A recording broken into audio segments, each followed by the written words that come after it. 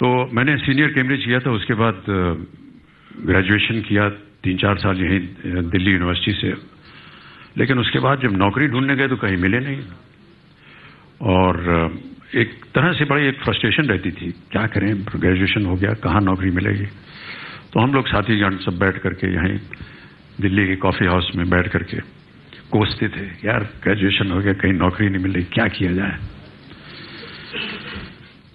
एक दिन एक भाई साहब थे, उन्होंने कहा यार ऐसा है, गलती हमारी नहीं है, गलती हमारे माता पिता की है, और गलती यह है कि उन्होंने हमें पैदा क्यों किया यार, दिस इज द प्रॉब्लम, पैदा किया इस वजह से आज हम लोग। मुझे लगा कि ये बहुत सही बात बोल रहा है, और जिंदगी में पहली बार और आखिरी बार बाबूजी के सामने में गया। कभी भी उनके सामने मैंने ऊंचे स्वर में बात नहीं की। मैंने कहा आज मुझे पता चल गया है कि वजह क्या है इन सब बातों की, आपने मुझे पैदा क्यों किया था। बाबूजी शांत रहे, कुछ बोले नहीं, और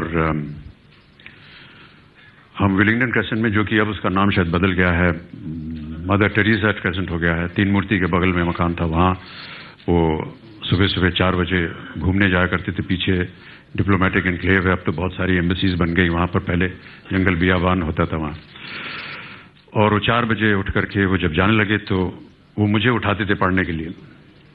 तो एक कागज छोड़ गए बिस्तर पर, और मैं जब उठा तो मैंने देखा कि उन्होंने एक छोटी सी कविता लिख करके, जो रात को मैंने उनसे कहा था, उसके उत्तर में उन्होंने ये कविता लिखी।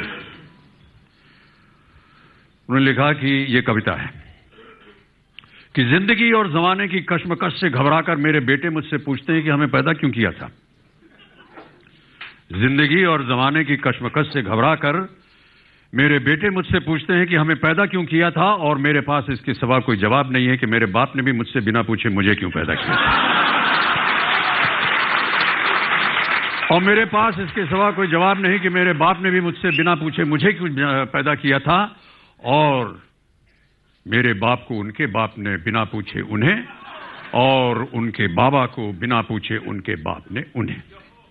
जिंदगी और जमाने की कश्मकश पहले भी थी, आज भी है, शायद ज्यादा, कल भी होगी शायद और ज्यादा।